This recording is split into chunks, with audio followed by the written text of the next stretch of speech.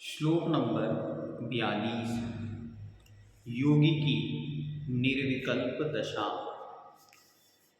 जिन्हें कोई विकल्प कोई संकल्प नहीं है, वे निज आत्मा के ध्यान में अत्यंत मग्न हो गए हैं, उनकी क्या स्थिति है। किमिदं कीदृशं कस्य कस्मात् क्वचिद्विशेषयन् स्वदेहमपि न वैति योगी योगपरायणः। किमिदं कीदृशं कस्य कस्मात् क्वा इति अविशेषयन् स्वदेहमपि न वैति योगी योग परायणः। योगी योग परायणः, आत्म ध्यान में लगा हुआ योगी साधक। इदम यह किम क्या है, कीदृशम कैसा है, कस्य किसका है, कस्मात् किस कारण से है, चैव और क्वा कहाँ है, इति इस तरह अविशेषयन् विशेष विचार न करता हुआ स्वदेहम अपि अपने शरीर को भी न अवैति नहीं जानता है।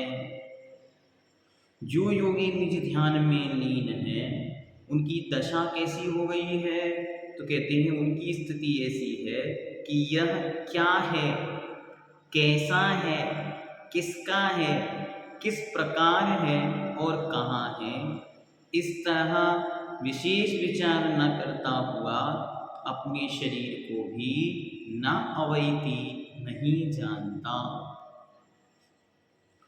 जब मुनि आत्मचिंतन में लीन होते हैं तब उनको अपने शरीर का भी ख्याल नहीं रहता कि यह क्या वस्तु है, भूखा है, प्यासा है, सर्दी है, गर्मी है, सुख है या दुख है, यह शरीर मेरा है या किसी और का है, किसका है, इस प्रकार से किस प्रकार से है और कहाँ है, उनको किसी भी बाहरी बात का, किसी अन्य पदार्थ का भान, अनुभव या परिज्ञान उस समय नहीं होता। इसी कारण प्राणघातक महाउपसर्ग या बड़ा भारी परिश्रय आ जाने पर भी उनका ध्यान आत्मा की ओर से विचलित नहीं होता, क्योंकि किसी सुख दुख आदि का अनुभव तब ही होता है जबकि उस ओर मन लगा हो। उन्होंने अपने उपयोग को आत्म तत्व की ओर यूं आश्रित बनाया है कि अब शरीर और अन्य वस्तुओं की ओर उनका ध्यान नहीं जाता।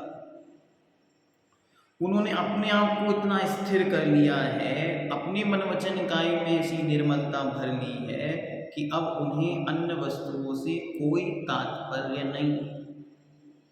बहुत अच्छी तरह यदि हम समझें और यदि जानें तो देखें, बड़े बड़े महाऋषिराज हुए, भगवान पार्श्वनाथ महास्वामी हैं, इन पर दारुण उपसर्ग किए गए, भयानक उपसर्ग हुए।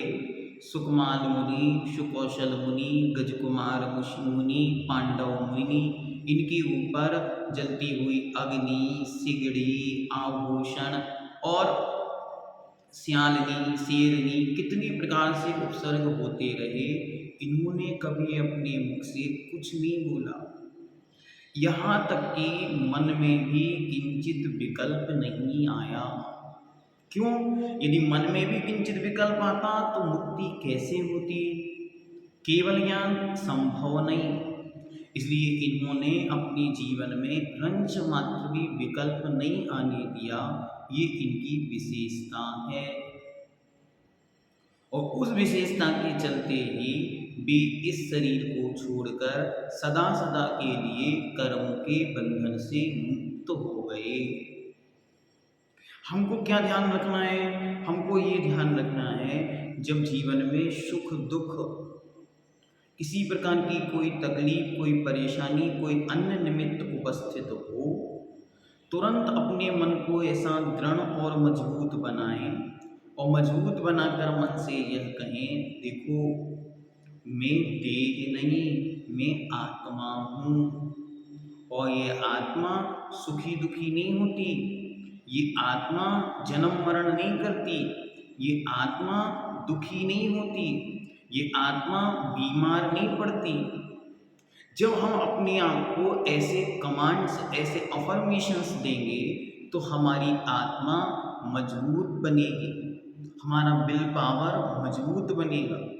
हम ध्यान दें हमारे इस पंचम काल के उन योगीश्वर ऋषिराजों मुनियों पर, जो इस भीषण पंचम काल में हमारे सामने एक आध्यात्म का महान उदाहरण बनकर सामने प्रस्तुत हैं। आदरणीय परम पूजनीय श्री गणेश प्रसाद जी वर्णी महाराज, आचार्य भगवंत चारित्र चक्रवर्ती शांति सागर जी महाराज, आचार्य भगवंत गुरुदेव श्री विद्यासागर जी महर्षिराज, परम पूज्य मुनि श्री सौम्य सागर जी महाराज। इतना भयानक उपसर्ग उन पर आया, लेकिन रंच मात्र भी डिगे नहीं। अपनी साधना और अपनी आत्मा में वे मस्त हैं। आचार्य भगवंत विद्यासागर जी महाराज को हर्पीस नाम का रोग हुआ। दर्द कितना? दर्द इतना कि बिच्छू साहस डसे नहीं टिसो। 1000 बिच्छुओं के डसने पर जैसा कष्ट और दुख होता है, उससे अधिक कष्ट और दुख उनको मिल रहा। लेकिन जब उनसे पूछा गया कि आचार्य महाराज, इस काल में भी आपने इतनी अच्छी तरह सारा क्रिया, सारी साधना चर्या की, ऐसा कैसे संभव हुआ? उन्होंने कहा, देखो, यदि मैं अपनी चर्या और अपनी साधना में समय व्यतीत ना करता तो करता क्या? सामान्य जीव क्या करता है? जब दुख, दर्द, शोक, बीमारी, रोग उत्पन्न होता है तो सारी जगह से उपयोग को हटाकर उस रोग पर लगा देता है। और योगी क्या करता है? जब ऐसी कोई विपरीत परिस्थिति उपस्थित होती है तो सारे संसार से अपने उपयोग को हटा करके अपनी आत्मा में लगा लेता है। बस इतना दोनों में अंतर होता है। पंडित प्रवर अनेक आचार्यों की कहानियां लिखने वाले श्री सुमेर चंद जी दिवाकर आचार्य शांति सागर जी महाराज का जीवन चरित्र चारित्र चक्रवर्ती लिखते हैं और उसमें वे सैकड़ों ऐसे प्रसंग सुनाते हैं। सारे शरीर पर सर्प चढ़ गए, चींटियां चढ़ गईं, खून बहने लगा, सिंह आ गए, लेकिन वे चारित्र चक्रवर्ती शांति सागर जी महाराज रंच मात्र भी डिगे नहीं। आदरणीय वर्णी जी महाराज के विषय में एक बहुत अच्छा प्रसंग सारे संसार में प्रचलित है। एक बार वर्णी जी महाराज को एक फोड़ा हो गया।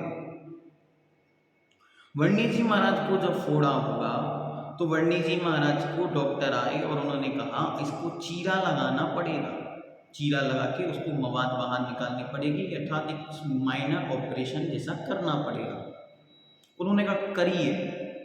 तो डॉक्टर बोला, आपको इंजेक्शन देना पड़ेगा जिससे कि उतने स्थान को शून्य किया जा सके। उन्होंने कहा नहीं नहीं, मैं इंजेक्शन गोलियां कुछ नहीं लूँगा। डॉक्टर ने कहा फिर तो ये काम संभव नहीं। उन्होंने कहा नहीं नहीं, आप करिए, आप करिए। और उन्होंने बहुत अच्छी तरह, डॉक्टर ने बहुत संभलते हुए उन्हें कैंची, जो भी आवश्यकता औजार थे, उन सबसे उस पर कार्य किया। जैसे कार्य समाप्त हुआ, टाँके सिले, व्यवस्थित पट्टी की, उसके बाद उसने दोनों पैर वर्णी जी के पकड़े और पकड़कर डॉक्टर रोने लगा। जब डॉक्टर रोने लगा तो वर्णी जी बोले, भाई क्या हुआ? तो बोला वो आश्चर्य में था, आश्चर्य में भरकर वो बोला, महाराज मुझे ये तो बताओ कौन सा मंत्र पढ़ रहे थे। पंडित जी बोले मतलब, अरे मैंने आपके शरीर में विभिन्न औजार प्रवेश कराए, लेकिन आपके मुख पर एक सिकन तक नहीं आई, चीखी आवाज तो दूर की बात। कौन सा मंत्र जपा? पंडित जी बहुत मुस्कुराते हुए बोले, अरे भाई ध्यान से सुनो। क्या? बोले पड़ोसी के घर यदि सफाई हो रही हो, पड़ोसी के घर तोड़ फोड़ हो रही हो, तो तुम्हें कौन सा दर्द होता है? ये शरीर मैं नहीं हूं, मैं आत्मा हूं, शरीर तो पड़ोसी है। क्या गजब का अध्यात्म था। उसने दोनों चरण उठाकर अपने सिर पर रख लिए। धन्य धन्य है तो पंचम काल, लेकिन ऐसे महायोगी हमने आंखों से देखे हैं। जो ऐसे योगी निर्विकल्प दशा में ना अवैति निज देहि नाम, अपनी देह स्वदेहम अपि ना अवैति, अपने शरीर को भी जो नहीं जानते, ऐसे योगीश्वरों की छत्र छाया दर्शन इन आँखों को मिल रहे हैं। ये हमारा महासौभाग्य है।